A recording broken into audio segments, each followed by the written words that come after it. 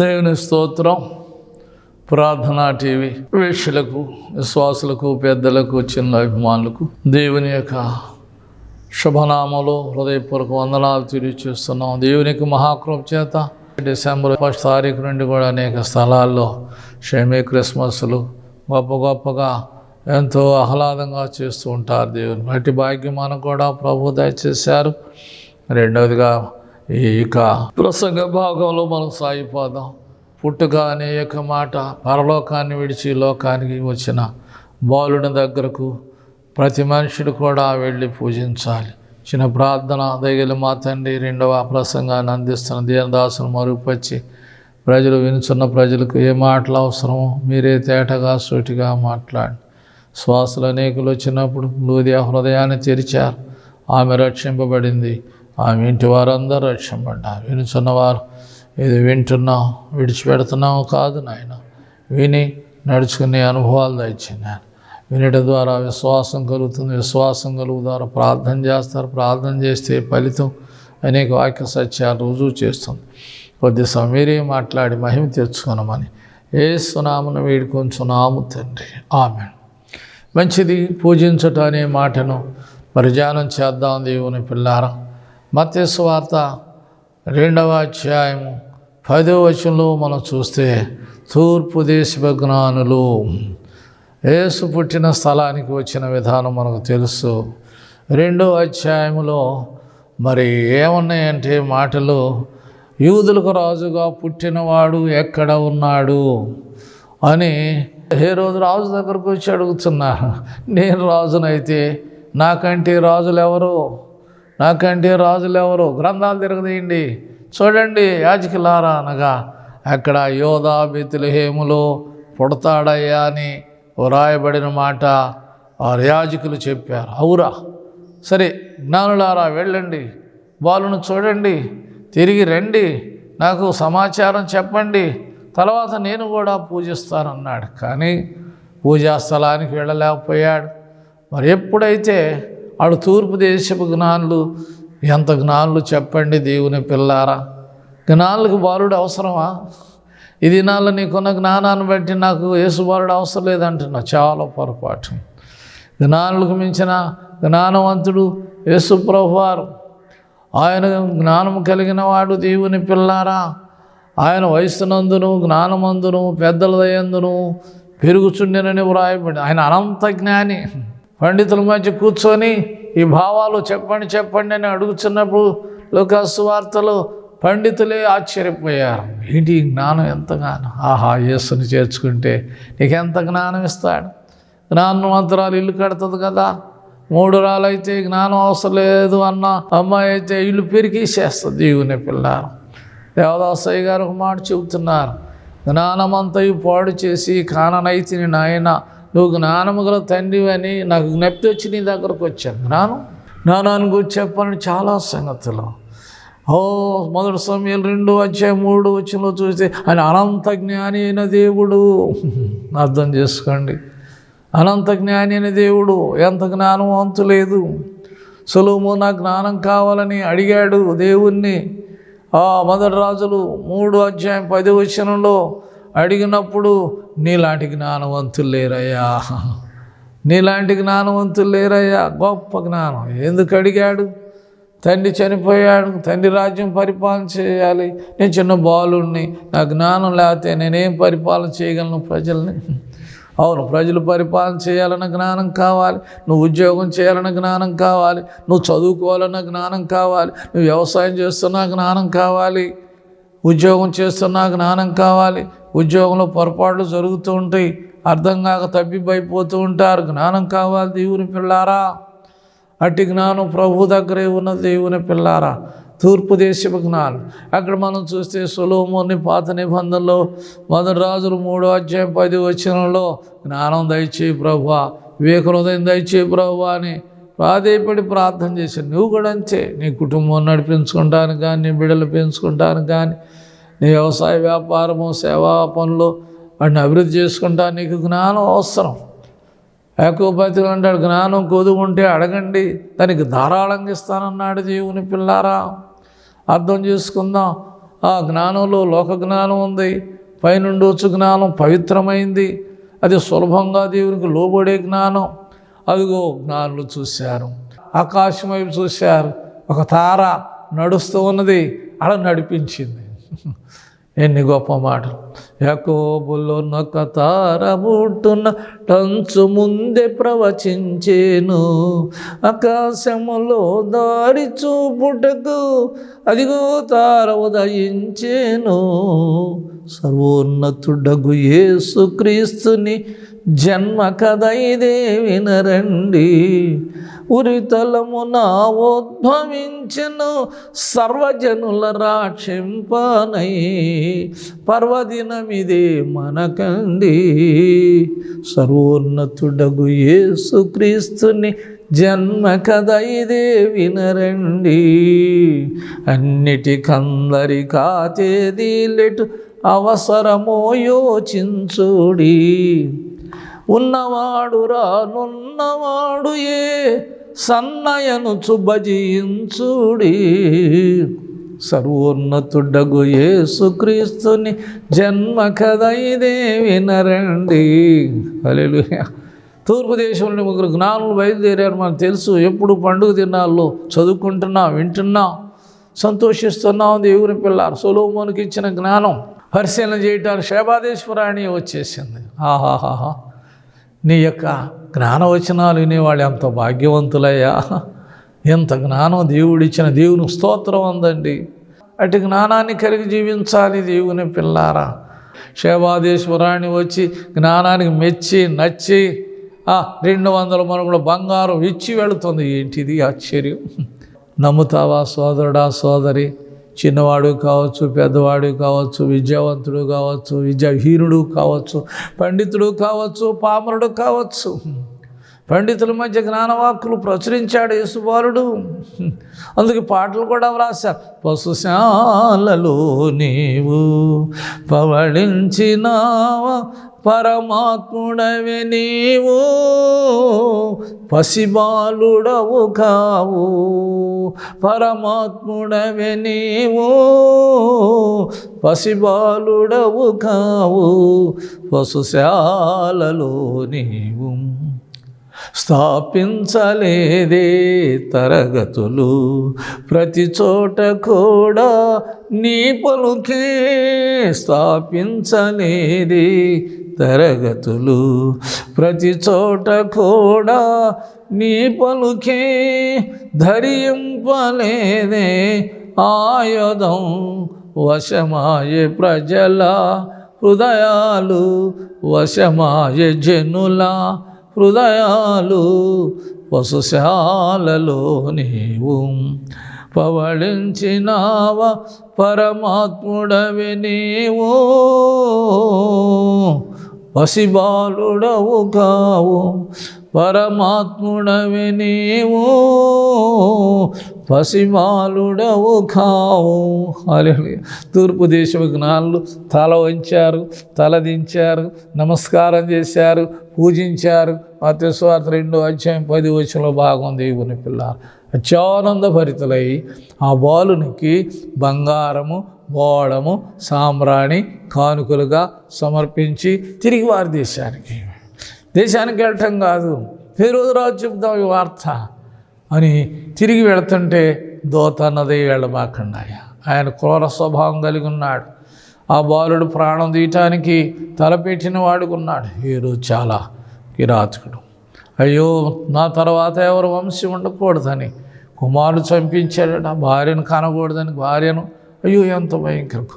మనకి భక్తులు రాశారు పాట. మేమించాం క్రూరుడు అధికారి రాజు, కుట్రలెన్నో పన్నెను, నేరము లేని బారులను నరహత్య చేసించను. కిరణం మరణిస్తాడా? క్రీస్తు మరణిస్తాడా? 33.5 సంవత్సరాలు జీవించాలి, తన దేవుని మాటలు, మార్గాన్ని, రాజ్యాన్ని బోధించాలి, లోక కళ్యాణం కొరకు ప్రాణం పెట్టాలి, రక్తం కార్చాలి, వీరేం చేస్తున్నారో తెలియదని చెప్పాలి. అతని వల్ల కాదు. అర్థం చేసుకోండి. తిరిగి రాలేదు జ్ఞానులని 2 సంవత్సరాల లోపల పిల్లలందరినీ కూడా కంఠాలు కత్తిరించాడు. క్రూరుడు. దేవుని పిల్లలారా, నేను చెప్పే భాగం క్రీస్తుని పూజించాను. వచ్చారు, అత్యానందభరితులు. నువ్వు కూడా ప్రభు దగ్గరికి వస్తే ఆదివారం ఆరాధనలోకి వస్తే లేదా ఏదైనా మీటింగ్లోకి వస్తే ప్రార్థన టీవీ ఛానల్లో దేవుని మాటలు వింటే నీ హృదయం కూడా అత్యానందభరితురాలు అవుతావు. దేవుని ఆనందభరితురాలు అవుతావు, సంతోషభరితురాలు అవుతావు. దేవుని పిల్లారా, నిర్లక్ష్యం చేయవద్దు. దేవుని మాటలు పరిచయం చేస్తున్నాం. పూజించాలా, ఎందుకు పూజించాలని కూడా మీరు అనవచ్చు. 111వ అధ్యాయం 9వ వచనం కీర్తనలో మీరు చదువుకొని చూడండి. ఆయన అందరిని విమోచించేవాడు, ఆయన నామము పూజింపదగినది. మీరే చదువుకోండి దేవుని పిల్లారా. ఆయన నామం పూజింపదగినది. అన్ని నామల కన్నా ఇది పైనున్న నామము, ఇది పరలోక నామము. యేసునామమే రక్షణ. దేవుని పిల్లారా, నిర్లక్ష్యం చేయవద్దు. క్రీస్తు జన్మించే లోకాన అందరికీ, క్రీస్తు ఉదయించే హృదయాన అందరు. క్రిస్మస్ తాత ప్రశ్న వేశాడు. డిసెంబర్ 1 నుండి 25 వరకు, నెలాఖరు వరకు, కొత్త సంవత్సరం వరకు షమీ క్రిస్మస్లు చేస్తూ, ఆరాధన చేస్తూ రక్షకుని అందరికీ ప్రచురం చేస్తున్నారు. ఎందుకంటే నువ్వు నశించకూడదని, ఎందుకంటే నువ్వు నరకానికి వెళ్ళకూడదని, నరకం అగ్నిగుండంలో కాలకూడదని ఆయన పూజించాలి. రకరకాల పూజలు, పువ్వులతో పూజించేవారు ఉన్నారు, చేతులు జోడించి పూజించేవారు ఉన్నారు, చెట్టుకు పూజించేవారు ఉన్నారు, గుట్టకు పూజించేవారు ఉన్నారు, రాయికి పూజించేవారు ఉన్నారు, పుట్టకు పూజించేవారు ఉన్నారు. పుట్ట పూజలు ఎలాంటివో చెప్పనా?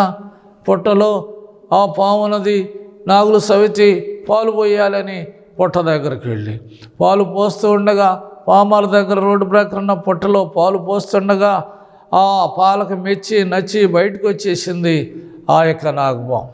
బయటికి రాగానే ఇక ఆ పాలకాయలను అక్కడ వదిలిపెట్టేసి పడేసేసి పారిపోతున్నారు. పాల పూజకి మెచ్చి వచ్చింది కదండి. అన్ని నామాల కన్నా పైనున్న నామం యేసునామాన్ని పూజించు, యేసునామాన్ని సేవించు, యేసునామాన్ని స్తుతించు, ఆరాధించు. దేవుని పిల్లారా, అర్థం చేసుకోండి దేవుని పిల్లారా. నిర్లక్ష్యం చేసుకోవద్దు. మాటలు పాటలు ఎన్నో ఉన్నాయి. మా కుటుంబ వైద్యుడవు నీవు, మా మంచి ఔషధము నీవు, అన్నీ సహించి సియోనులోన మాతో ఉండే దేవుడవు, మాతో ఉండే దేవుడవు. హల్లెలూయా. నీతో ఉండే దేవుడు నీ ఇంటిలో, నీ ఒంటిలో, నీ పిల్లల్లో, నీ కుటుంబంలో, నీ పనుల్లో, నీ ప్రయాణాల్లో ఆయన ఇమ్మానుయేలు అనే దేవుడు. నీకు తోడుగా ఉండే దేవుడు, నీకు నీడగా ఉండే దేవుడు, నీకు అండగా ఉండే దేవుడు, నీకు కోటగా ఉండే దేవుడు, నీ గొప్ప ఆశ్రయంగా ఉండే దేవుడు. ఎన్ని చెప్పాలి దేవుడు. అన్ని నామల కన్నా ఇది పైనున్న నామం. ఏ నామన రక్షణ లేదని పేతురు స్పష్టంగా చెప్పాడు. దేవుని పిల్లారా, నామాలు ఎన్నో ఉన్నాయి, నియములేనా. కోప్పడద్దు. అది 40 దినాలేనా ఆరాధన, 40 దినాలేనా భక్తి. నీ జీవితకాలం యేసు నామము అన్ని నామాల కన్నా పైనున్న నామం. దేవుని పిల్లారా, అర్థం చేసుకోండి. అన్ని నామల కన్నా ఇది పైనున్న నామం. ఇది నిన్ను జీవింపజేసే నామం, నిత్య జీవంలోకి తీసుకెళ్ళే నామం. దేవుని పిల్లారం, వెలిగిచ్చేడి దీపములో ఎన్నో ఎన్నా, వివిధము కాంతులుగా వించుచునున్న, కలకాలమందు ఘనశాంతి వెలుగు కనుగొనగా నిత్య జ్యోతి నీతి సూర్యుడే, కనుగొనగా నిత్య జ్యోతి నీతి సూర్యుడే. 10 మంది కలిసి పాట పాడినా అది అంకితం ఎవరు ఒకరికే. భూమిలో నా ఎంతమంది దేవతలున్నా, ఆ దివిలో నా వెలిగిడి ఆ దేవుడొక్కడే. కలకాలమందు ఘనశాంతి వెలుగు కనుగొనగా నిత్య జ్యోతి నీతి సూర్యుడే. 10 మంది కలిసి పాట పాడినా అది అంకితం ఎవరు ఒకరికే. హల్లెలూయా. ఎవరు పూజిస్తున్నాం? ఓ సంఘటన జరిగింది అల్లూరుపాలెంలో. వృషామణ్యం గారు సౌతులే, క్యాన్సర్ వ్యాధి, గుంటూరు, నెల్లూరు, రాయలవీరు దాకా తీసుకుని వెళ్ళారు. స్వస్థత పొందలేదు. దేవుని పిల్లారా, ఆమెని తీసుకుని వచ్చి ఒల్లూరుపాలెం చర్చిలో వల్లి పద్మ గారు ఉండేది. ప్రార్థన చేశారు. దేవుని పిల్లారా, ఆయన ఎలా తీసుకొచ్చారు? డోరియా మంచం మీద తాళ్ళు కట్టేసి కర్ర పెట్టేసి అటు ముగ్గురు ఇటు ముగ్గురు మోసుకొని దేవుని ఇంటికి తీసుకొచ్చారు. ఇంటికి తీసుకొని వస్తే ఆ అమ్మాయి ఆ ప్రశ్న వేసుకొని ప్రభువా బ్రతికిస్తే నీ ఇంట్లో బ్రతికించు, లేకపోతే ఇక్కడే చంపేయండి. దేవుడు చంపేస్తాడా? తన ఇంటికి వచ్చిన ప్రజలను చంపేస్తాడా? వెంటనే ఆ డోరియా మీద వేసుకొచ్చిన ఆమెను 3వ రోజున తనంతట తానే ఇంటికి నడిచి వెళ్ళిపోయింది. సత్యం, సాక్ష్యం. 17 సంవత్సరాలు బ్రతికి దేవుని సాక్షిగా ఉన్న దేవుని పిల్లారు. అర్థం చేసుకోండి. సాక్షాత్తు జరిగింది. నువ్వు వచ్చి పరిచయం చేసినా, నువ్వు ఆలోచన చేసినా తప్పక సాక్ష్యాన్ని ఎవరు కప్పివేయలేరు దేవుని పిల్లారు. నిజమైన పూజ ఏదో తెలుసుకోండి, నిర్లక్ష్యం చేయవద్దు. తెలియక చాలామంది బలహీనలు అయిపోయారు. అర్థం చేసుకుని గ్రంథం చదువుకుని మీకే అర్థమవుతుంది. 2వ దినవృత్తాంతాలు 33వ అధ్యాయం 3వ వచనంలో మనం చూస్తే మనషే అనే ఒక రాజు ఉన్నాడు. దేవుని పిల్లారా, తండ్రి కాలంలో హిజ్కియా ఏం చేశాడంటే ఆ విగ్రహారాధన బలిపీఠాలన్నీ పగలగొట్టేశాడు. దేవుని నామానికి ఆలయాన్ని కట్టాడు, దేవుని స్తుతిస్తున్నాడు. అయితే కుమారుడు కాలం వచ్చేసింది. మనషే దేవుని మాట లెక్క చేయక తండ్రి కట్టిన దేవుని యొక్క బలిపీఠాలు పడగొట్టి, అక్కడ మీరు చదువుకోండి 3వ వచనం 4వ వచనంలో పడగొట్టి ఆకాశ నక్షత్రాలను కూడా పూజిస్తున్నాడు. ఆకాశంలో దేవుడిని పూజించట్లా, బలిపీఠాలు కట్టి దేవతలు పెట్టుకొని ఆకాశ నక్షత్రాలను పూజిస్తున్నాడు. అర్థం చేసుకుంటే దేవుని పిల్లారు మంత్రజ్ఞులు, చిల్లంకి వారిని, ఏళ్ళని రకరకాల పూజలు ఆరంభించాడు. దేవుని కోపం వచ్చేసి చదువుకుంటారా? 10వ వచనంలోకి వెళ్ళేలేకి సేవకులు కూడా పంపెడతాను దగ్గరికి. వాక్యం వింటల్లా, దేవునికి లోబట్లా, పనికిరాని పూజలే చేస్తూ ఉన్నాడు దేవుని పిల్లారా. ఏమి లోబట్లా. దేవుని కోపం వచ్చేసి ఆషూరు రాజుకు అప్పగించేశాడు. వాళ్ళు వచ్చేసారు, మనషే రాజుని చేతులకు సంఖ్యలు వేసేసారు, చెరసాల్లోకి తీసుకెళ్ళిపోయారు. ఇదేంటి ఇట్టయిపోయాను, నేను పరిపాలన చేశాను, ఇక్కడున్నాను, బందీ అయిపోయాడు దేవుని పిల్ల. అప్పుడు మనసు కరిగిపోయింది. మీరు చదువుకోండి 10, 11, 12 వచనాలు. 2వ దినవృత్తాంతాలు 33 ఆ యొక్క అధ్యాయం 10వ వచనంలో ఇక్కడున్నానేంటి ప్రభు అని నిజమైన దేవునికి మరలా మొరపెట్టాడు. చదువుకుంటే అర్థమైపోతుంది. మొరపెట్టేలేకి చెరసాలలో నుండి విడిపించి తన రాజ్యసింహాసనం మీద కూర్చొనిబెట్టాడు. హల్లెలూయా! ఏంటి భాగ్యం తెలుసుకుంటారా? ప్రార్థన టీవీలో వింటున్న విశ్వాసులారా, సేవకులారా, తన రాజ్యంలో కూర్చొనిబెట్టాడు. ఇలాగే నెబుకద్నెజరు రాజు కూడా గర్వించాడు. ఆ ప్రజలే తరివేశారు. అరణ్యములో 7 సంవత్సరాలు గడ్డి మేస్తూ ఉన్నాడు దేవుని పిల్లారా. సందర్భం మీకు తెలుసు కదా. ఈ ముగ్గురిని కూడా మరి విగ్రహం నిలిపి పూజించమన్నాడు. విగ్రహం దేవుడు కాదు, మేము పూజింపు అన్నారు. దేవుని పిల్లారా, పూజింపపోతే అగ్నిగుండంలో వేస్తాన్నాడు. వేసుకోయ్యా, చూసుకోయ్యా, కాసుకోయ్య అన్నారు. 4వ అడుగు దేవుడు, అగ్నిలాంటి దేవుడు కనబడి ఒక్క వెంట్రు కూడా కాలుకోకుండా కాపాడుకున్నాడు దేవుని పిల్ల. తర్వాత మరి యొక్క అధ్యాయాలు మనం చూస్తే 3వ అధ్యాయం 27 వచనాలు ఆ ప్రాంతంలో మనం చూస్తే తర్వాత అంటాడు, షడ్రకు, మిషకు, అబేద్నెగోను వారులారా, మహోన్నతుడైన దేవుని సేవకులారా, అగ్నిగుండంలో ఎక్కి రండి. వచ్చేసారు, పరీక్ష చేశారు, మనుషుల దయ్యాలని పరీక్ష చేశారు. ఒక వెంట్రుక కాళ్ళ. ఆ రాజు ఏమంటున్నాడో తెలుసా? షడ్రకు, మిషకు, అబేద్నెగోలు దేవుడే నిజమైన పూజకు అర్హుడు. వారి దేవుడిని ఎవరన్నా అన్నారంటే నేను ఊరుకోను అన్నాడండి. గ్రంథం చదువుకోండి దేవుని పిల్లారా. నిర్లక్ష్యం చేయవద్దు. దేన్ని పూజించాలో, నిన్ను పుట్టించిన దేవుని నువ్వు పూజించాలి, నిన్ను బ్రతికిస్తున్న దేవుని పూజించాలి, నీకు జ్ఞానం ఇచ్చిన దేవుని పూజించాలి. తల్లి గర్భం నుండి తీసి, పిండముగా ఉన్నప్పుడు తీసి, చేతులు, కాళ్ళు, కళ్ళు, ముక్కు, అవయవాలన్నీ కూడా ఏర్పాటు చేసి, ఒక మనిషిగా ఏర్పాటు చేసి, నీకు ఒక కుటుంబం కూడా ఏర్పాటు చేశాడు, నీకు బిడ్డలను ఏర్పాటు చేశాడు. నీ పోషణ కొరకు విద్య, ఉద్యోగం, వ్యవసాయం, వ్యాపారం చేస్తూ ఉన్నావు. దేవుని పిల్లలారా, నీకు ఎంత చేసిన దేవుణ్ణి నిర్లక్ష్యం.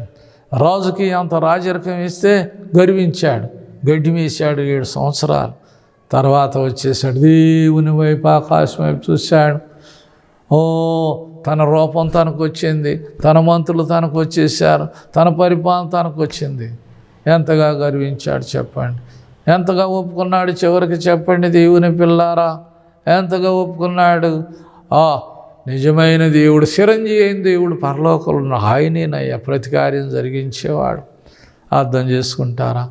3వ అధ్యాయం చివరి మాటల్లోనేమో వీరి దేవుడే పూజాడు. ఈ రోజు నువ్వు కూడా మంచి పూజ చేస్తే, మంచి భక్తి చేస్తే నీ దేవుడే పూజకు అర్హుడని నీ ఇంటివారు, నీ భార్యో, నీ పిల్లలో, నీ బంధువులో నిజమైన పూజలోనికి వాళ్ళు కూడా వస్తారు. దేవుని పిల్ల, అది నేను చెప్పే సత్యం. వాక్యంలోని చెబుతున్నాను, సొంత మాట కాదు. గర్వించిన మనిషిని మాట వినడు, పరలోక దేవుని మాట వినడు. మనస్సు అంటే అట్లాంటి మనుషుడుగా నీవు ఉంటావా? ఆకాశ నక్షత్రాలు పూజించాడన్న, తీసుకెళ్ళి సరసాల్లో పడితే ఇదేంటి బ్రతుకని ఏడ్చి ప్రార్థన చేయగా తీసుకొచ్చి సింహాసనం ఎక్కించాడు. అందుకని దావీదు రాజు అన్నాడు, రాజులారా వివేకులైండి, భూపతులారా బోధనందండి, వాళ్ళని ముద్దు పెట్టుకుని కుమారుని ముద్దు పెట్టుకుని లేనియడానికి కోపం వచ్చేస్తే ఆ కుమారుడే క్రీస్తు. నేను రక్షించే కుమారుడు క్రీస్తు. అర్థం చేసుకోండి, రాజులను మార్చే దేవుని యొక్క మాట అర్థం చేసుకుని దేవుని పిల్ల రాజులే చివరికి లోబడి ఒప్పుకున్నారు. ఈయనే నిజమైన రాజును, ఈయనే లోకరక్షకుడు అన్నారు. దేవుని పిల్లారా, రాజులేని జన్మ తేజమును చూచి తారాజులై గజ గజలాడిరి రాజాది రాజా, తారాజులై గజ గజలాడిరి రాజాది రాజా, లాలి లాలి లాలమ్మ లాలి, ఓ బాలా యేసు యేసు బా నీకే లాలి. ఎంత గొప్ప రాజులే గజ గజ గజ గజ గజలాడిపో. చెప్పనా, టైం చాలదు కదా. బెల్షాజర్ రాజు ఏం చేశాడు? కర్ర రాయిను ఇత్తడి 5వ అధ్యాయంలో పూజిస్తూ సేవిస్తూ ద్రాక్షరసం తాగేస్తున్నాడు. ఆ రాత్రి గోడ మీద జీవితాన్ని వ్రాసాడు. వ్రాత చూడగానే నడుము, మోకాళ్ళు, కీళ్ళు గడగడ గడగడ గడగడ వణికిపోయాడు. దానియేలు చెప్పాడు, ఏంటయ్యా పిచ్చి పని, నీ తండ్రి కాలంలో గడ్డి మేసిన సంగతి తెలుసు కదా, అవేంటయ్యా అని గర్జించాడు. నిజమైన ఆ వ్రాత అర్థం కాలేదు. దానియేలు పిలిచారు, వ్రాత భాగం చెప్పేశాడు. అయ్యా, నీ రాజ్యం అంతా లెక్క కట్టాడు, తూకం పెట్టాడు, తేలిపోయావయ్యా. మేనే టెకెల్ పార్సిల్ అన్నా. మేనే అనగా దేవుడు, టెకేల్ అనగా తూకం, పార్సిల్ అని నేను పార్సిల్ చేసి ఆ రాత్రి బెల్షాజర్ హతులైపోయాడు. దేవుని పిల్ల, రాజులే పాటివారు, చక్రవర్తులే పాటివారు, అధికారులే పాటివారు, క్షణభంగరం. దేవుని పిల్లారు, ప్రాణం ఉంటే రాజరికం వెళ్తావు, ప్రాణం ఉంటే ఇంట్లో ఉంటావు, ప్రాణం ఉంటే వీధిలో ఉంటావు, ప్రాణం ఉంటే ఉద్యోగం చేస్తావు, ప్రాణం ఉంటే ఏదో పనులు చేస్తావు. ప్రాణం లేకపోతే ఏం చేస్తావు? శరీరం కాదు కదా, శరీరంలో ప్రాణం ఉంటే ఏ పని ఏం చేస్తావు. ప్రాణం లేకపోతే ఏం చేస్తావంటే ఇక శవమే, పెట్టే మట్టే తప్పదు. దేవుని నమ్మండి, పూజించండి, సేవించండి, ఆరాధించండి. రోమాపత్రిక 2వ అధ్యాయం 8వ వచనంలో ఏమని వ్రాయబడింది అర్థం చేసుకోండి. పూజకు అర్హుడు ఆయనే. వాళ్ళు తెలియక ఎంత బలహీనలు అయ్యారంటే జంతువులన్నిటికీ పూజ చేస్తున్నారు. జంతువులు పూజ చేస్తున్నారు. వద్దు, దేవుని జంతువు దేవుడు ఎట్టవుతుంది. పూర్వదినాల్లో ఆ ఇశ్రాయేలు ప్రజల్ని ఐగుప్తుని విడిపిస్తే దూడ పెట్టుకొని పూజ చేశారు. ఎంత పొరపాటు. దేవుడు పూజింపదగిన జ్ఞానులే పూజించారు. ఇది పూజింపదగిన నామం, సేవింపదగిన నామం, అన్ని నామాల కన్నా ఇది పైన నామం. మనిషి కూడా మరి ఆ విగ్రహాలను పూజించాడు. అర్థం చేసుకోండి దేవుని పిల్లారా, ఆకాశ నక్షత్రాలను పూజించాడు. అబ్బాయి తప్పు చేస్తున్నావు అని గద్దించాడు. చెరసాల్లో బంధించిన, అమ్మో ఇది పొరపాటు చేశానని ఒప్పుకున్నాడు, ఏడ్చాడు. తీసుకొచ్చి సింహాసనం మీద కూర్చున్నాడు. ఆ ఎత్తు విగ్రహం 6 మూరలాడు బంగారం, బబులోను దేశ బంగారం అంతా కూడా విగ్రహం చేశాడు. సైకిల్ పడినయ్యా, వీణ విపంచ సుంపోనియా సకల విధమైన వాయిద్యాలు వినబడగానే సాగిలు పడి. ఎంత పొరపాటు. 7 మాత్రం సాగిలు పడ. ఆఖరికి ఒప్పుకున్నాడు రాజు. అగ్నిగుండంలో వేసిన బ్రతికి బయటపడ్డారు కనుక షడ్రకు మెషకు అబేద్నెగోవుల దేవుడే పూజకు అర్హుడు. నీవు నేను కూడా పూజించవలసిన పూజకు అర్హుడైన వాడు ఆయనే. దేవుని పిల్ల, అర్థం చేసుకోండి. వ్యర్థం. 2వ దశలోనిక 2వ అధ్యాయం 5వ వచనంలో ఏది దేవుడని అనబడుతుందో అదే దేవుడు కాదని అనటానికి మరి యొక్క విగ్రహమే నిజమైన పూజ, సేవింపదగిన పూజ, నిత్యరాజ్యాన్ని చేర్చే పూజ. ప్రకటన గ్రంథం 12వ అధ్యాయంలో ఒక మాట ఉన్నది. అక్కడ కొలకర్ర ఇచ్చాడు భక్తునికి, కొలవయ్య. ఆ దేవాలయంలో పూజించేవాడిని కొలవయ్య అన్నప్పుడు బయట ఆవరణ వదిలేసేయ్యా, వాళ్ళు అన్నిలయ్యా, పూజించేవారిని లెక్క పెట్టమన్నారు. ఆయన పూజించేవారే ఆయన లెక్కలోకి వస్తారు, సేవించేవారే లెక్కలోకి వస్తారు. బబులోను దేశం అందులో ముగ్గురే దేవుని పూజించారు, సేవించారు. నిప్పుల్లో నిజమైన దేవుని రుజువుపరిచారు. ఇటు అనుభవాల్లో సాగిపోవాలి దేవుని పిల్లారా. నిర్లక్ష్యము అలక్ష్యము చేయవద్దు. దేవుని పూజింపదగిన నామం నిర్లక్ష్యం చేయవద్దు. నీలో పుట్టాలి, పుట్టి గిట్టే వరకు కూడా ఆయన్నే పూజించాలి. కొంతకాలం పూజించి ఆయనకు వద్దులే అని మళ్ళీ లోకంలో కలిసిపోతున్నారు. దేవుని నామానికి అవమానంగా ఉండొద్దు. దేవుని పిల్లలు దేవుని నామానికి మహిమార్థంగా ఉంటారు. ఇక్కడ పూజించిన వారు దేవుని యొక్క రాజ్యంలో ఆనందభరితులుగా ఉంటారు. దుఃఖభరితులుగా ఆనందభరితులుగా ఉంటారు, ఆశ్చర్యకరంగా ఉంటారు. రేపు అంటాడు వారిని తండ్రి చేత ఆశలు రండి, ఈ రాజ్యం అంతా మీదేనయ్య అంటాడు. పూజించిన వారిని అంటాడు పొండి, అనర్కగుండంలో కాలిపోండి అంటాడు. ఈ మాటలు మరి యొక్క ప్రార్థన టీవీలో ప్రచురం చేస్తున్నాను. నా సొంత మాటలు కాదు. నేను ముస్లిం కుటుంబంలో జన్మించాను. నా తల్లి ప్రార్థన చేసేది, లాలాబి తండ్రి పేరుస్తాను. అయితే ఆమె ప్రార్థనే నన్ను రక్షించింది, నా సోదరుడు అన్నయ్య గారిని, తమ్ముడు గారిని, పిల్లలు కూడా రక్షించింది. ఇదేంటని నీకు పిచ్చ శాద ఎగతాళి హేళన చేసేది. అయినా ఆ దేవుడే పూజింపదగిన దేవుడు నా పడక దగ్గరకు వచ్చి నా చెయ్యి పట్టుకొని ఒక పరమ ఇంజెక్షన్ చేసి నీవు నా సేవ చేయాలన్నాడు. చెరుగుబండి తోలుతూ వ్యవసాయం చేసి నన్ను ఆయన కాడిన భుజస్కంధాల మీద మోపి ఇప్పుడు 47 ఏళ్ళ నుంచి సేవా కార్యక్రమంలో కొనసాగుతున్నాం. అనేక స్థలాల్లో సంఘాలు విశ్వాసం అలా నడిపిస్తున్నాం. ఇటు మహోన్నతమైన పూజ నిర్లక్ష్యం చేయవద్దు. ఇటు అనుభవంలో సాగిపోదాం. ప్రభు తన మాటలు మన ఈనకిడిలో దీవించునుగాక. ఆమేన్.